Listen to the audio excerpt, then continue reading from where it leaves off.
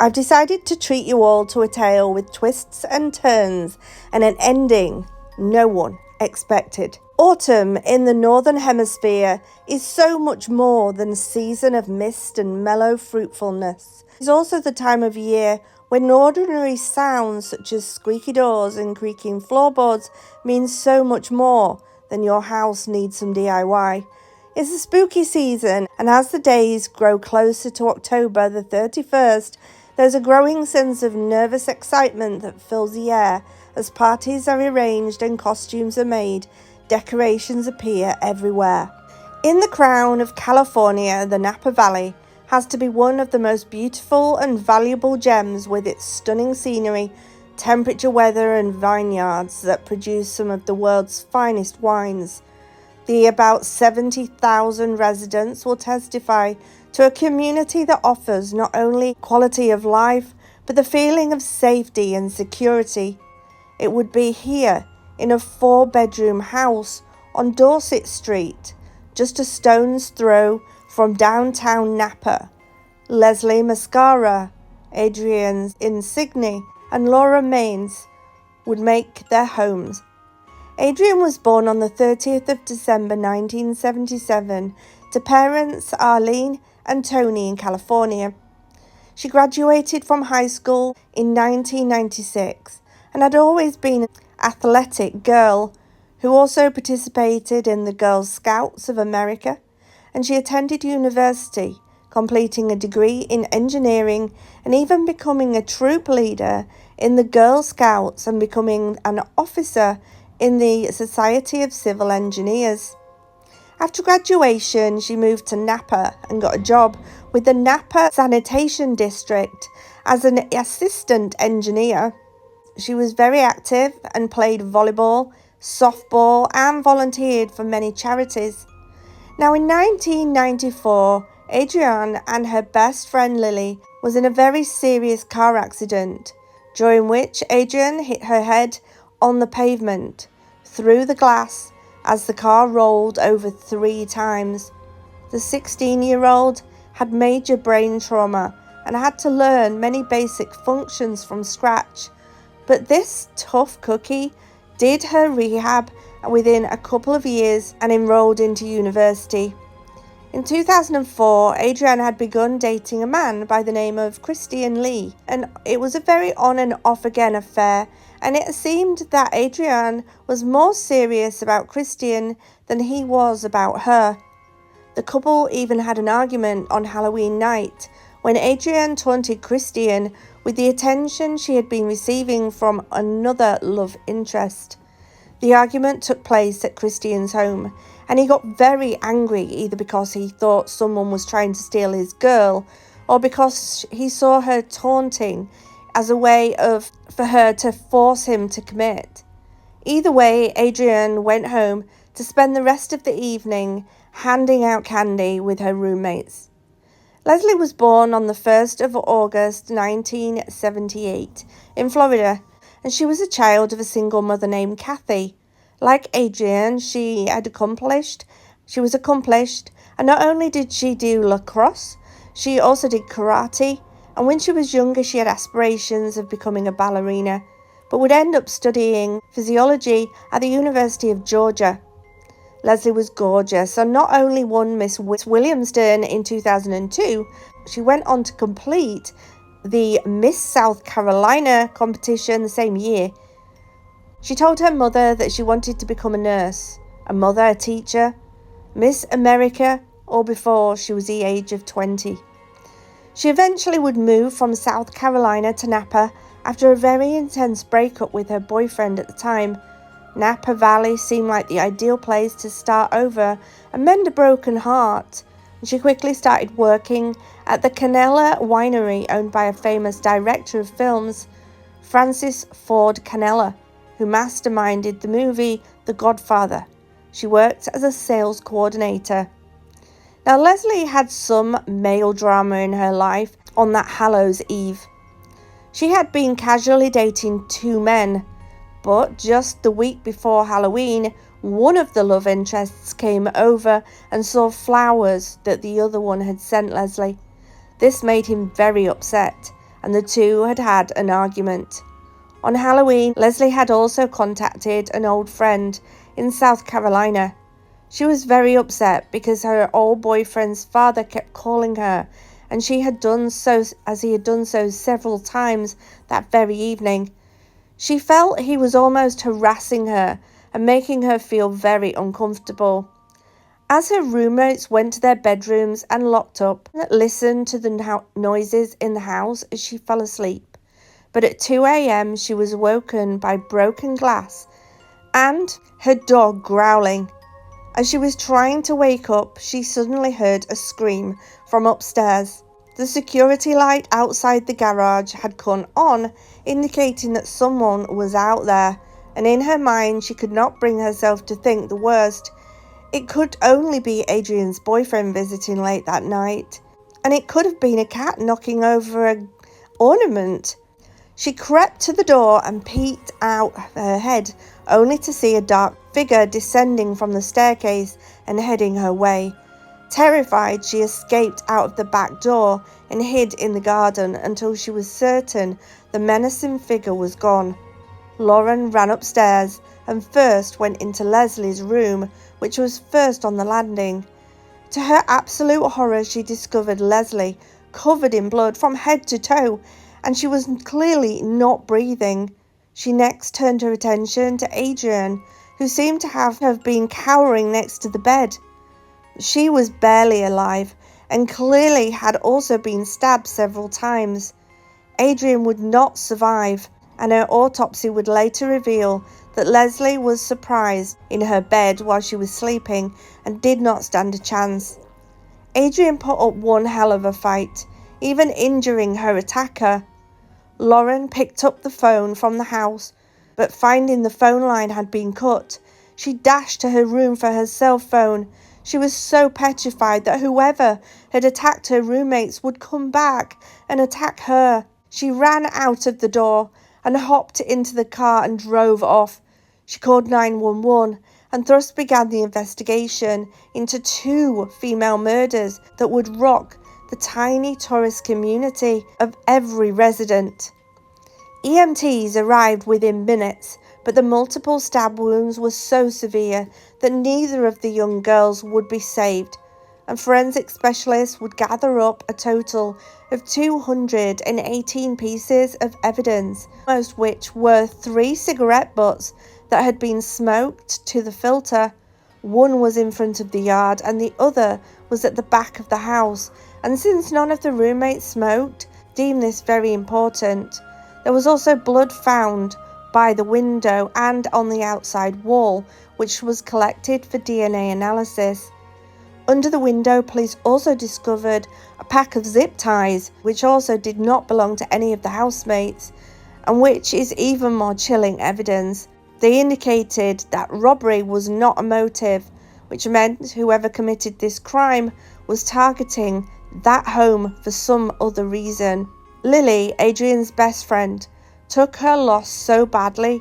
She'd been engaged to a man by the name of Eric and was in the process of planning their wedding. This was supposed to be the happiest time of their lives. 2 weeks after the murders, the vigil was held in the honour to provide closure and a space to pay their respect to the young women who had lost their lives. Police felt that Leslie must have been the main target, since she was the first one to be attacked, and because she was so popular and attracted so much attention with her looks and personality, police went through her call log and emails and discovered the communication between her and not only her ex-boyfriend, but also his father, and for a while the two seemed like good suspects. But their alibis were rock solid. Both had been in South Carolina at the time of the murder, and there was no possible way that they have committed the murders. Another suspect they investigated was a handyman who had been coming to the house earlier in that day to do repairs, but he was also had a good alibi. Another suspect was Adrian's boyfriend, Christian Lee, but once again his alibi checked out. Police left no stone unturned, and in the end they would interview over 1,300 people in the pursuit of the truth. The results of the DNA samples taken at the crime scene did not match anyone in their database, so this person must have not committed a crime before, but was definitely identified as belonging to a male. A couple of months later, Lily and Eric would get married, and in a moving tribute to her best friend, Lily invited Adrian's mother to the wedding. She read scripture at the ceremony, and Adrian's favourite song was played, She Will Be Loved by Maroon 5. Lily and Adrian had been best friends since childhood, so it was very important to Lily that Adrian, in that way, was part of everything at the wedding. It was just so emotional and a beautiful occasion. Police turned their focus next to the cigarette butts they found at the scene. The filter had a very unique branding. The little golden arches on the tip of the filter belonged to a fairly new brand of cigarettes called Camel Turkish Gold and was not smoked by many people. This information was released to the public, and people were asked to come forward if they knew anyone who smoked this specific brand of cigarettes. Lauren was also asked to compile a list of people she knew who smoked, since the perpetrator knew the layout of the house and the attack was clearly personal. The community banded together and a reward of $100,000 was offered for information that would lead to the arrest of the murderer. Police were confident that they were moving closer to the identity of the killer. Not only did they have the DNA, but a new technique had been developed that would help identify the person and what they looked like, according to his or her DNA. Now, according to the results, the owner of the DNA was North European of descent, and that they were definitely Caucasian. The owner of the DNA also had naturally light-coloured hair, blue or green eyes. Now, almost a year later, Lauren would return to the police station to discuss possible suspects, specifically those who smoked, and Lauren would reveal that not only did she know one, the 25-year-old husband of Lily, Eric Coppell. Lily was close to all of the girls in the house, and Eric would often tag along when they went to visit. He was quite the awkward guy, and Lauren would remember him going outside to smoke often when he visited. And investigators did interview him, but did not have his DNA. He was described as shy and boring and always in the background of situations. And at the time, they had released the name and brand of the cigarette butts, but they took into evidence, and within days, several of Eric's family and friends contacted the police to tell them that Eric did smoke that specific brand of cigarettes. Now, as the focus shifted more and more on Eric, he was finding it harder to carry out the guilt he was carrying. He wanted to take his life and wrote 2 letters to family members. These letters were fortunately intercepted by members of the family and convinced him to go to the police station. This turn of events was very shocking. No one, not even Lauren, suspected Eric of the murders. He was a husband of Adrian's best friend, Lily, but only the truth is stranger than fiction. Eric did match the description gained from the DNA match. He was blonde and he did have light-coloured eyes, but he did not give an explanation for why he committed the murders. But he is what they had surmised. Adrian thought he was not a good match for Lily as a husband and told her so, and broke off the engagement. Lily had trusted her friend. She had broken off the engagement to Eric. The wedding was supposed to take place on the 1st of November 2004, the day after the murders. The evening of Halloween, he had a huge fight with Lily and wanted to take out his frustrations on Adrian. She was the one that was trying to stop the wedding. She was the one that seemed to have so much power over his soon-to-be wife. It appears that Leslie had collateral damage, and just at the wrong place and at the wrong time. The murder weapon was never found, and the only reason he confessed was because he knew he was going to get caught. Eric was charged with 2 counts of first-degree murder, and it appeared that the only reason Lauren did not fall victim was because the door was closed, and ironically Leslie and Eric had never met. The trial began in January 2007, and during her victim impact statement, Adrian's mother looked directly at Eric and delivered the emotional statement, saying in one part that Eric claims to love Lily, but he brought a knife into Adrian's home and killed her best friend, her friend for years, without remorse.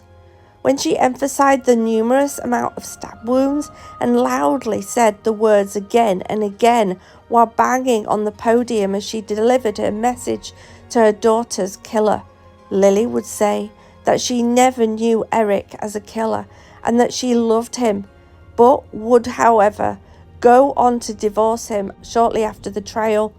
Eric cried during the trial, claiming that he used alcohol to contain a rage inside him.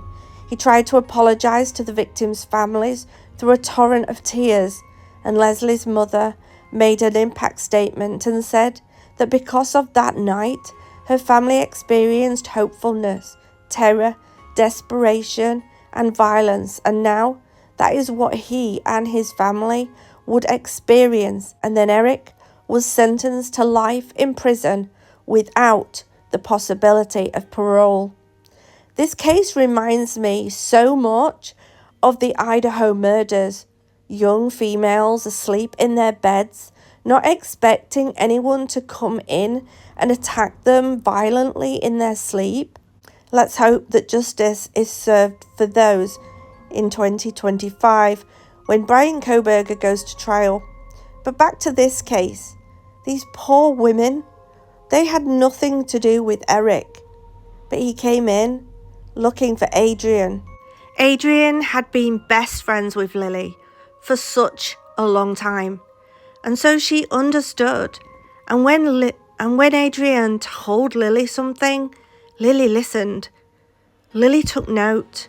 And when Adrian told Lily, "This guy is not for you," and for whatever reasons she said, Lily listened, and she broke off that engagement, leaving Eric furious. He couldn't understand how some woman that he had never really met had so much power over his relationship. He wanted to get his own back on Adrian. He came that night wanting to get his own back on Adrian for ruining his life as he saw it. And he managed to take the lives of two women who had so much to offer the world.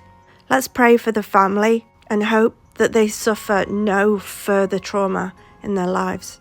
Thank you for listening, guys. Take care, and I'll be back with you again soon.